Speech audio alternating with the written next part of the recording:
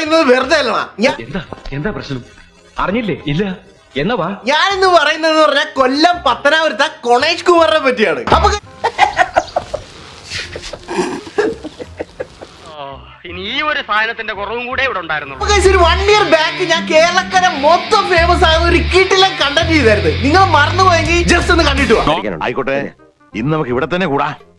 എല്ലാം അറിഞ്ഞിട്ട് തന്നെ കാര്യം. ബ്ലോഗർ സഞ്ജു ടെക്ക് സ്വിമ്മിംഗ് പൂളാക്കിയ വാഹനം RTO എൻഫോഴ്സ്മെന്റ് പിടിച്ചെടുത്തു എന്ന വാർത്ത വരുന്നു. സഞ്ജു ടെക്കിയും കൂട്ടരും യൂട്യൂബിൽ പൂളുണ്ടാക്കി കാറും എടുത്ത് റോഡിൽ ഇറങ്ങിയത്. നീ പകപോക്കാണല്ലേടാ. ഇതായിരുന്നു നമ്മുടെ കണ്ടന്റ്. ഇതിനെതിരെ നമ്മുടെ കൊണേഷ് കുമാർ എന്തോ പറഞ്ഞു നിങ്ങൾ കേട്ടായിരുന്നു? നീ എന്റെ മുമ്പിൽ കിടന്ന് വിലസിയില്ലേ? എന്തൊക്കെയാ നീ പറഞ്ഞത്? ഇതുപോലുള്ള ആളുകളെ മെഡിക്കൽ കോളേജിന്റെ കക്കൂസ് കഴിയും. പണക്കൊഴുപ്പും അഹങ്കാരവുമാണ്. ഇനി ഇത്തരം പരിപാടികളുമായിട്ട് റീച്ച് കൂട്ടാൻ വരാത്ത വിധത്തിൽ ഉള്ള പരിപാടികൾ ആരംഭിക്കും. എന്റെ ഉദ്ദേശത്തിൽ ശുദ്ധിയില്ലേ സാർ? ഉണ്ടുണ്ട്, വേണ്ടോളം ഉണ്ട്. പക്ഷെ ചെറിയൊരു ട്വിസ്റ്റ് ഉണ്ട്. മുൻമന്ത്രി ഗണേഷ് കുമാറിന്റെ ഡ്രൈവിംഗ് ലൈസൻസ് റദ്ദാക്കാനായിട്ട് മോട്ടോർ വാഹന വകുപ്പ് നടപടി തുടങ്ങി.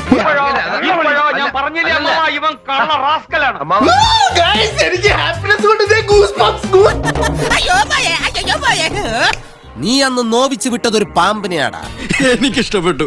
പണ്ടൊക്കെ ദൈവം പിന്നെ തരാമെന്ന് പറഞ്ഞ് അവധി വെച്ചിരുന്നു. ഇപ്പൊ മൂപ്പരുടെ പേയ്മെന്റ് ഒക്കെ റെഡി ക്യാഷാ. ചെയ്ത ജോലിക്ക് അപ്പൊ കിട്ടും. ഗണേഷ് കുമാറിന്റെ ആദ്യ ലൈസൻസ് 18 വയസ്സ് തികയുന്നതിന് മുമ്പാണെന്നും ഇപ്പൊ മോട്ടോർ വാഹന വകുപ്പ് കണ്ടെത്തിയിട്ടുണ്ട്. ഇത് പണ്ടങ്ങനെ ഒരു നിയമം ഉണ്ടായിരുന്നു. ആ നിയമം ഇപ്പോഴും ഉണ്ട്. അതെ, നിങ്ങൾ ആരും എന്നെ നിയമം പഠിപ്പിക്കണ്ട. ഞാനൊരു പഴയ പഴഞ്ചൊല്ലി ഓർത്തു പോയതാ. അമ്മായി അമ്മയ്ക്ക് അടുപ്പിലും ആകാം, മരുമകൾക്ക് പറമ്പിലും പാടില്ല എന്നുള്ളത് എത്ര സത്യം. ഇപ്പോഴാണ് ഞാനെന്ന് ഈക്വലായത്.